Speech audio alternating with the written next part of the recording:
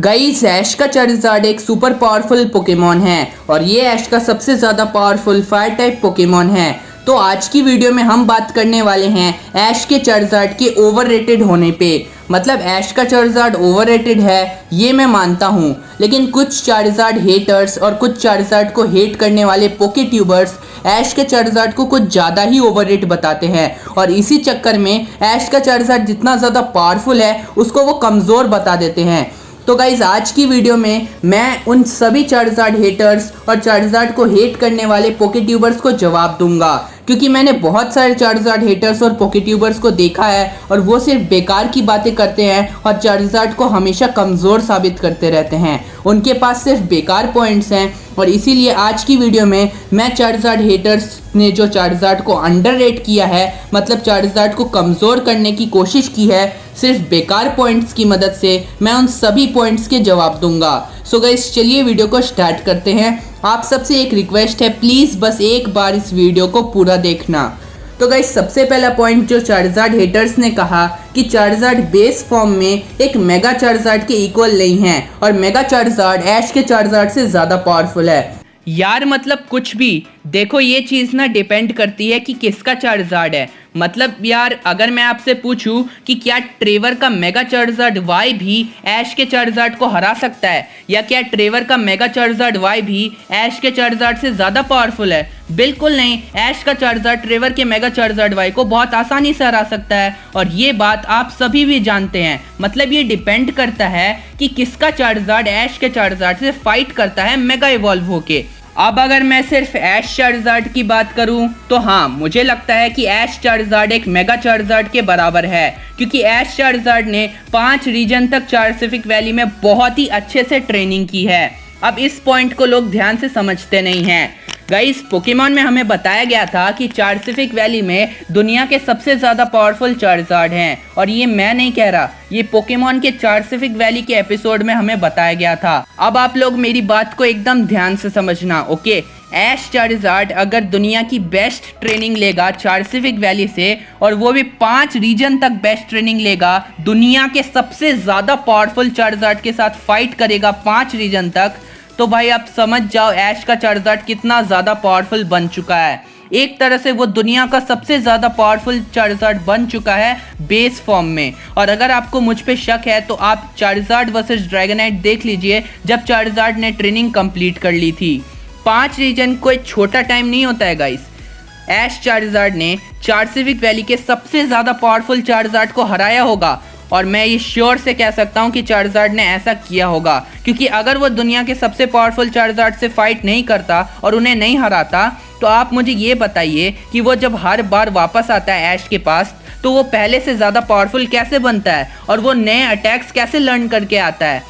अगर आप किसी भी काम को लगातार बहुत दिन तक करते हो ना, तो आप उस काम में बहुत ज़्यादा बढ़िया हो जाते हो और आपको उस काम में हराना बहुत ज़्यादा मुश्किल हो जाता है। वैसे ही ऐश चार्जार्ड दुनिया के सबसे पावरफुल चार्जार्ड से फाइट कर रहा है 5 रीजन से, तो आप खुद ही सोचो वो कितना ज़्यादा पावरफुल बन गया होगा। आप खुद ही सोचिए गाइस, जब यूनोवा में ऐश चार्जार्ड वापस आया था तो ऐश चार्जार्ड ने बस चिल्लाया था और पूरा स्टेडियम हिल गया था। आप पावर लेवल इमेजिन कर सकते हो गाइस, ये बहुत ज़्यादा बड़ी बात है कि बस चिल्लाने से पूरा स्टेडियम हिल जाए, ये कोई छोटी चीज़ नहीं है। और गाइस एक और बात, अगर आपको मुझ पे अभी भी शक है तो गाइस आयरिस का ड्रैगनाइट कितना ज़्यादा पावरफुल है ये मैंने आपको अपनी इस वाली वीडियो में बता दिया था, जो आपको स्क्रीन पे दिख रही है।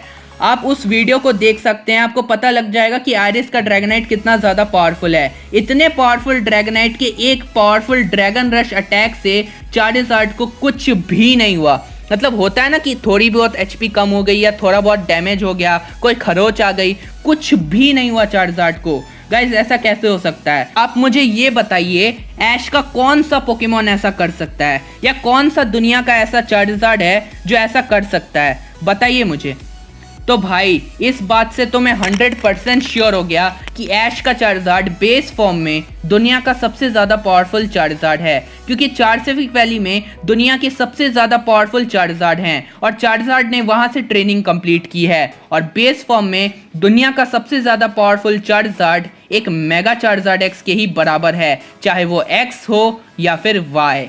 अगला पॉइंट जो चार्जार्ड के हेटर्स ने कहा वो ये कहा कि चार्जार्ड ने ज़्यादातर कांटो और जोटो के पोकेमॉन्स को हराया है और कांटो और जोटो के पोकेमॉन ज़्यादा पावरफुल नहीं थे और सिनोय और कालोस के पोकेमॉन कांटो के पोकेमॉन से ज़्यादा पावरफुल थे। देखो गाइस, सबसे पहले तो ये समझ लो कि चार्जार्ड ने ऐसा नहीं है कि उसने सिर्फ कांटो और जोटो में पोकेमॉन्स को हराए हैं, उसने होएन रीजन में भी आके लेजेंडरी पोकेमॉन आर्टिक्यूनो को हराया है और यूनोवा रीजन में आके आयरिस के ड्रैगनाइट को बहुत बुरी तरह से मारा है। और अगर आपको सच में लगता है ना कि कांटो और जोटो के पोकेमॉन वीक हैं, फिर तो कांटो का म्यूटू भी वीक होगा, वो भी तो कांटो रीजन से है। बताओ भाई, म्यूटू वन ऑफ द सबसे ज़्यादा पावरफुल पोकेमॉन में से एक है। ज़्यादातर लोग को बस कांटो और जोटो के पोकेमॉन इसीलिए वीक लगते हैं क्योंकि कांटो और जोटो के ग्राफिक्स बेकार हैं। वही कोई अटैक अगर पिकाचू कांटो में मारता है तो वो बहुत ज़्यादा कमज़ोर लगता है और वही कोई अटैक अगर पिकाचू कालोस में मारता है तो वो बहुत ज़्यादा पावरफुल लगता है। ये बस ग्राफिक्स के खेल हैं। एक्चुअली पोकेमॉन सारे ही रीजन के बहुत ज़्यादा पावरफुल होते हैं, बट लोग इस बात को समझते ही नहीं हैं। गाइस, मैं आपको कांटो और जोटो के कुछ स्ट्रॉन्ग पोकेमॉन बताता हूँ, फिर आप लोग खुद ही डिसाइड कर लेना कि कांटो और जोटो के पोकेमॉन वीक है या स्ट्रॉन्ग। अब कांटो से स्टार्ट करते हैं। कांटो में Mewtwo, Gyarados, Blastoise, Charizard, वीनासॉर, Pikachu और सबरीना का कडाब्रा, म्यू। अरे भाई, बहुत सारे पावरफुल पोकेमॉन हैं। आप मुझे ये बताओ कि सिनोय का कौन सा जिम लीडर है जो सबरीना को हरा दे? सबरीना तो कांटो से है ना, तो सिनोय के जिम लीडर्स को उन्हें हरा देना चाहिए। ये पॉइंट जो चार्जार्ड हेटर्स ने दिया ना, ये सबसे ज़्यादा बेकार पॉइंट था, समझे? और सुनो, जोटो में सबसे ज़्यादा पावरफुल पोकेमॉन्स के नाम बताता हूँ। गोल्ड का सबसे पावरफुल पोकेमॉन टाइफ्यूजन जोटो से था। लूगिया और होहो भी जोटो से हैं और भी कितने सारे पोकेमॉन हैं कांटो और जोटो में जो बहुत ज़्यादा पावरफुल हैं। लूगिया और होहो और भी कितने सारे पावरफुल पोकेमॉन हैं कांटो और जोटो रीजन में। पर यार, यही तो बात है ना, ग्राफिक्स अच्छे नहीं है तो लोगों को लगता है कि बेकार पोकेमॉन है, कमज़ोर पोकेमॉन है, बट ऐसा नहीं है। सारे पोकेमॉन, जितने भी रीजन के पोकेमॉन्स हैं, सारे बहुत ज़्यादा पावरफुल हैं और आप किसी भी एक रीजन के पोकेमॉन को बहुत ज़्यादा कमज़ोर या बहुत ज़्यादा पावरफुल नहीं कह सकते हो। अब चार्जार्ड हेटर्स का बेसिकली ये कहना होगा कि जैसे जैसे पोकेमॉन आगे बढ़ते हैं वैसे वैसे पोकेमॉन्स को न्यू पावर मिलती है और वैसे वैसे वो ज़्यादा स्ट्रॉन्ग बन जाते हैं। भाई, मेरे एक क्वेश्चन का बस आंसर दे दो। कालोस रीजन के बाद आया अलोला और अलोला रीजन के पोकेमॉन्स के पास है जेड मूव, तो क्या इन्सिनेरोर जो अलोला रीजन का है वो पुराने रीजन कालोस रीजन के ऐश ग्रेनिंजा से ज़्यादा पावरफुल हो गया? क्या वो ऐश ग्रेनिंजा को हरा सकता है? बिल्कुल भी नहीं।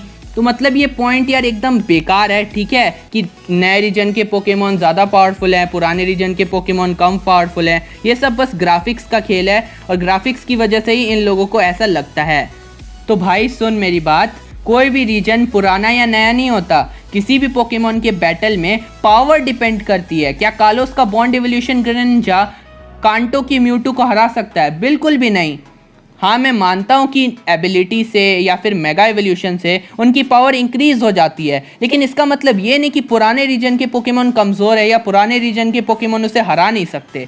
अब अगला पॉइंट जो चार्जार्ड हेटर्स ने कहा वो ये है कि चार्जार्ड तो एक नॉर्मल पोकेमॉन है, उसके पास तो मेगा एवोल्यूशन भी नहीं है, तो वो मेगा इवॉल्व्ड पोकेमॉन को कैसे हरा देगा? देखो, मानता हूँ कि मेगा एवोल्यूशन से पोकेमॉन की पावर बढ़ जाती है, लेकिन इसका मतलब ये नहीं है कि बेस फॉर्म में जो पोकेमॉन है वो मेगा इवॉल्व्ड पोकेमॉन को नहीं हरा सकता। क्या ऐश चार्जार्ड मेगा सिज़ोर को नहीं हरा सकता? हरा सकता है। क्या ऐश चार्जार्ड मेगा सेप्टाइल को नहीं हरा सकता? हरा सकता है। क्या सेप्टाइल मेगा इवॉल्व होके रेक्वाजा को हरा देगा? नहीं हरा देगा यार।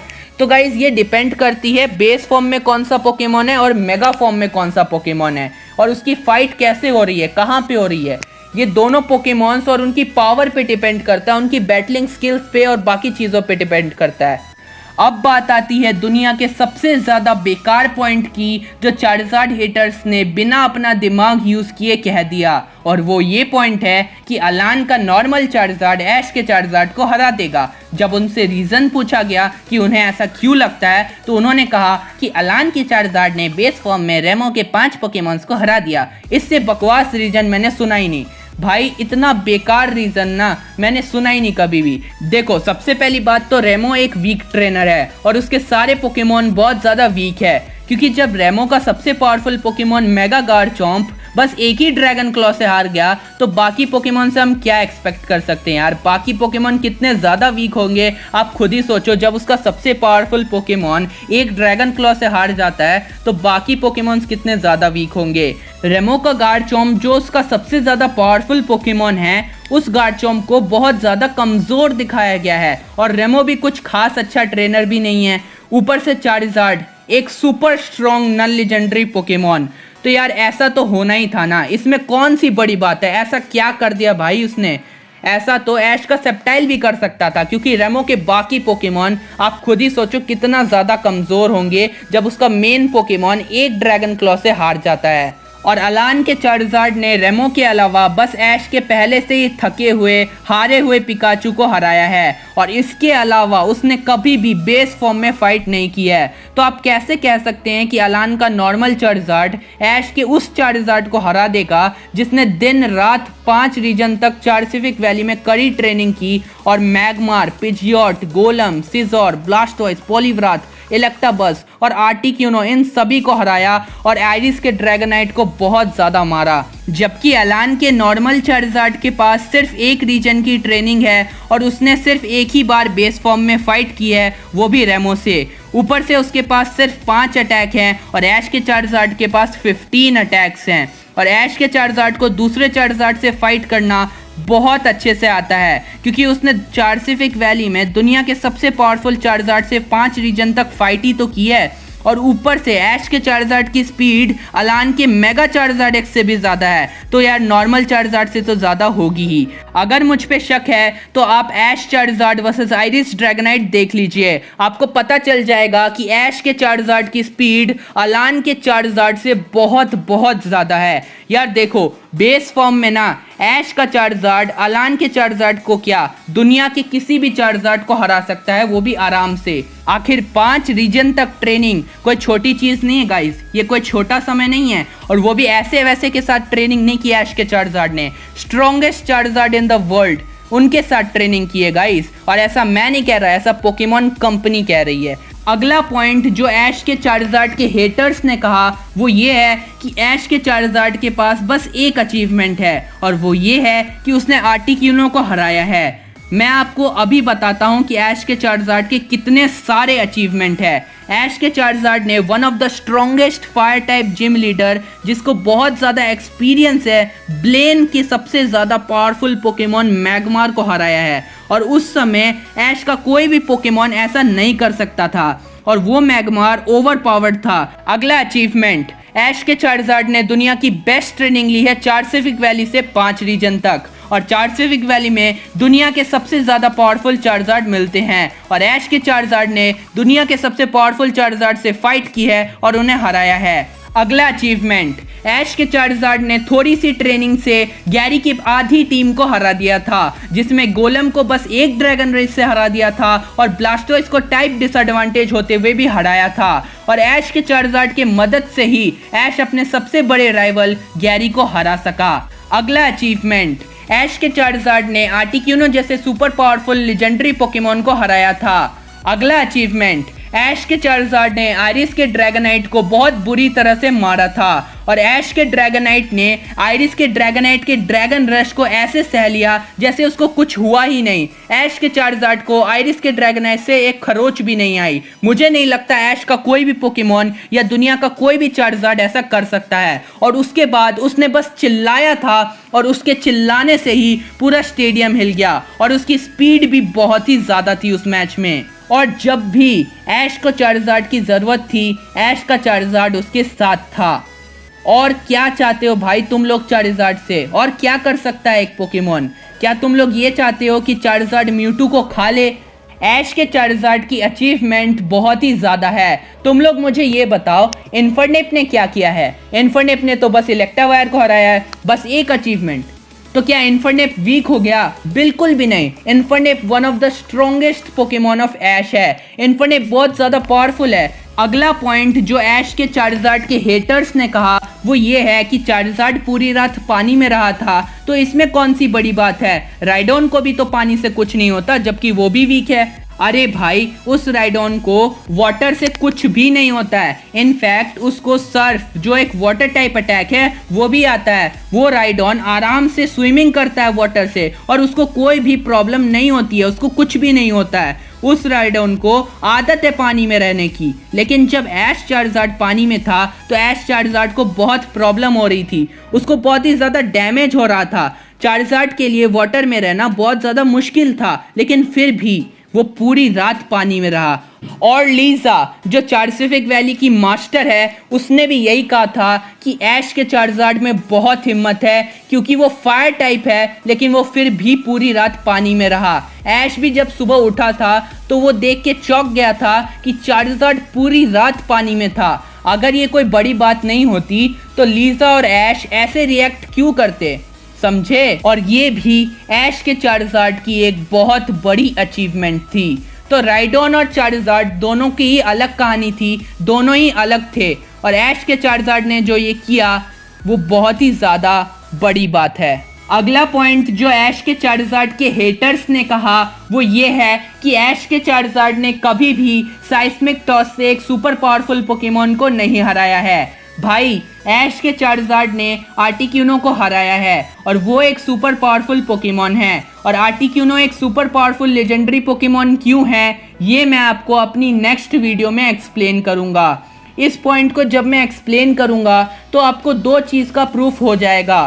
पहला, आर्टिक्यूनो एक सुपर पावरफुल पोकेमॉन है। जो चार्जार्ड हेटर्स कहते हैं कि आर्टिक्यूनो नॉर्मल लेजेंडरी पोकेमॉन है, वो ज़्यादा पावरफुल नहीं है, उसका उनको जवाब मिल जाएगा। तो उन लोगों को तो मैं प्रूफ कर दूंगा ये चीज़। और दूसरी चीज़ ये प्रूफ हो जाएगी कि ऐश के चार्जार्ड ने साइस्मिक टॉस से एक सुपर पावरफुल पोकेमॉन को हराया है।